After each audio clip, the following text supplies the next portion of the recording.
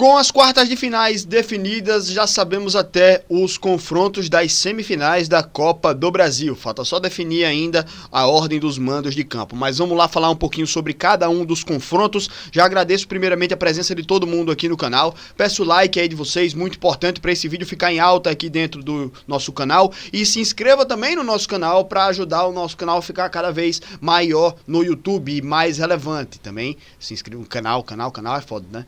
Repetir 200 vezes, mas enfim, dá essa forcinha pra gente aí, link na descrição pra você seguir a gente em todas as redes sociais, perfis em todas as plataformas, mas vamos lá, na tela aí temos o Cruzeiro vencendo lá e cá, ganhando as duas partidas do Atlético, 4-0 no agregado, uma varrida no Atlético Mineiro, que acho que isso confirma a superioridade do time do Cruzeiro em relação ao time do Atlético.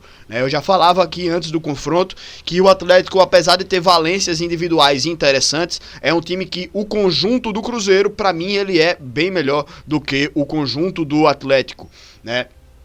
E apesar da imprevisibilidade de um confronto de mata-mata, né, um duelo de mata-mata, era esperado que o Cruzeiro fosse superior nos confrontos, e foi superior tanto na ida quanto na volta. Então a elasticidade do placar, ela também aflora, né, essa diferença de nível técnico entre as duas equipes.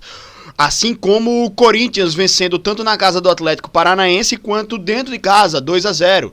E esse jogo até teve um gol anulado do Atlético Paranaense que teria empatado o saldo entre as duas equipes. Foi falta no início do lance, eu revi aí esse gol e realmente há uma falta, né? O próprio jogador, esqueci o nome dele, contratado pelo Atlético Paranaense, fazendo muitos gols, sendo muito importante aí para o time do Atlético. E ele, no início da jogada, ele que toma a bola e acabou sim fazendo uma falta ali. Eu vi só por um ângulo, mas o ângulo que eu vi deu pra ver que ele dá o tranco ali por trás, só na perna do jogador do Corinthians, e faz o gol lá, que foi invalidado. Na sequência, o Corinthians mostra que é um time superior também em primeira divisão contra a segunda divisão, né? Então acho que o Corinthians conseguiu trabalhar bem o seu jogo e conseguiu vencer aí com tranquilidade na sequência, né? Teve esse susto aí, mas que não passou de um susto, né? E o Corinthians com tranquilidade passa de fase também. Quem não teve tranquilidade foi esse outro chaveamento, né? Depois de um empate em São Januário, o time do Botafogo e o Vasco empataram de novo lá no Newton Santos e nos pênaltis passa a equipe do Vasco, né? Um jogo bem equilibrado, clássico, né? As coisas se equilibram também, embora eu acho que o Botafogo tenha um time melhor do que o Vasco. A gente não viu isso dentro de campo. O time do Vasco fez grandes confrontos, grandes duelos contra o Botafogo, tanto na ida quanto na volta, e foi merecedor sim dessa classificação, né? Então, na casa do Botafogo, né, com o mando do Botafogo, o Vasco foi lá, conseguiu esse empate e conseguiu vencer nos pênaltis. Bem merecido também para a equipe do Vasco, que mesmo estando aí em uma situação não tão boa na tabela de classificação da Série A do Campeonato Brasileiro, vai bem aí demais na Copa do Brasil, né? Então, chegando na semifinal, agora é outro clássico, então tem chance daí de disputar esse título, a equipe do Vasco. E o Botafogo, bom, mais uma eliminação na temporada, né? Então, depois de um ano passado que foi sensacional com o Brasileirão e Libertadores, esse ano está sendo bem difícil para a equipe do Botafogo, né? Não teve Carioca, nem passou de fase no Carioca de novo, né? Na Libertadores foi eliminado também agora na Copa do Brasil. No Campeonato Brasileiro está muito longe dos líderes, então um ano ruim aí para a equipe do Botafogo, que passa aí uma situação mais complicada também, né, com a sua gestão da SAF. E, bom, a parte mais burocrática ali da SAF também do Botafogo tá com esses problemas aí, né, entre Textor e outra empresa aí de fora, Eagle, se não me engano. Não tô muito por dentro dessa situação, mas eu vi algumas informações pipocando aí de que a gestão do Botafogo tá um pouco conturbada, né? Mas enfim, um ano que não é ruim, então até isso também vai acabar atrapalhando também nessas questões aí da SAF, né? Cobranças demais vão aparecer. E esse outro confronto aqui não foi o último, né? Foi o primeiro confronto, na verdade, mas na linha do tempo aqui do GE, né? Linha do tempo não, na ordem aqui das partidas que são apresentadas no GE.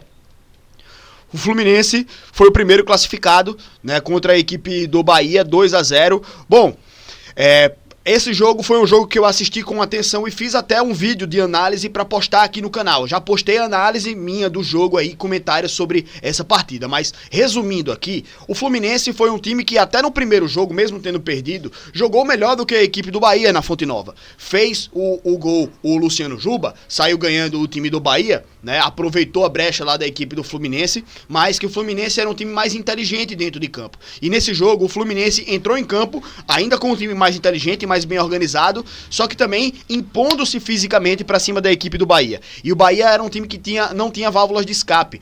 Vários jogadores ausentes nessa partida, não tinha o Ademir e o Eric Pulga, que são duas válvulas de escape pelos lados de campo, tinha o Kaique e o Michel Araújo. Michel Araújo, embora seja um bom jogador, né, fazendo gol ali, foi até ele que fez o pênalti, mas enfim, já a gente fala sobre isso. São dois jogadores que o Kaique pode ter até uma certa velocidade, mas não dá a mesma profundidade que o Eric Pulga lá do lado esquerdo. E o Michel Araújo do lado direito não tem a mesma velocidade também do Ademir, então ficou muito prejudicado o time do Bahia, até com a ausência também do Caio Alexandre. Mas achei um time muito pobre do Bahia, com poucas alternativas, e que o Fluminense foi superior durante toda a partida, tanto pelas imposição física que o Fluminense impôs desde o início da partida, essa organização tática que deu vantagem do time do Fluminense nas sobras de bola, nas disputas de bola, né? Então, desde o começo do jogo, o Fluminense foi o time que se impôs dentro de campo e jogou o Bahia para trás, aliado a esses problemas que o Bahia teve da sua criação de jogadas, né? Não tinha uma válvula de escape. E aí, no segundo tempo, o time do Fluminense, mesmo tendo todas essas vantagens aí sobre a equipe do Bahia, o time do Bahia estava muito bem postado, né, lá atrás, estava se defendendo, se protegendo muito bem, né? E aí o Fluminense tinha dificuldades para arrumar finalizações perigosas. Tanto que o primeiro gol sai de um pênalti, né, um cruzamento em que a bola bate no braço do Michel Araújo e... a gente não sabe também se seria um lance claro de gol ali, mas, bom, o primeiro gol saiu de um pênalti, né? Precisou de um pênalti ser marcado para o Fluminense conseguir fazer o primeiro gol. Depois disso, o Fluminense continuou em cima, continuou apertando e numa bola alçada na área, o Thiago Silva sozinho, o que foi um absurdo, né? Um zagueiro tão consagrado como o Thiago Silva sair sozinho na área para cabecear aquela bola é para tomar um castigo severo. E o castigo veio, o segundo gol da equipe do Fluminense.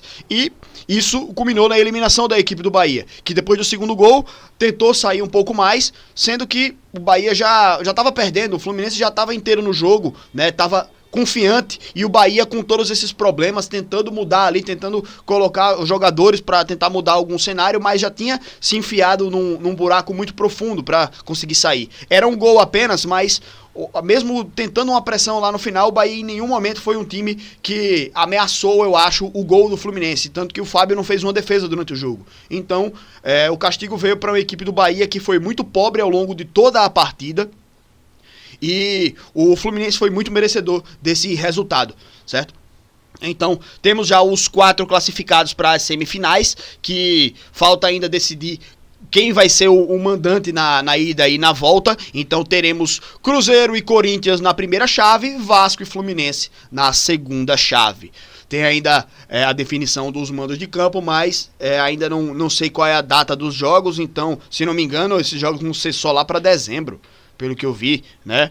Não tenho certeza ainda, mas enfim, pessoal, vamos trazendo aí mais informações para vocês ao longo aí da nossa programação. Vou tentar fazer uma livezinha amanhã, pelo menos também pra gente debater, conversar lá no canal Espaço da Bola, beleza? Então acompanha aí também pra gente poder conversar sobre Copa do Brasil e futebol brasileiro de uma maneira geral. Beleza, meus queridos?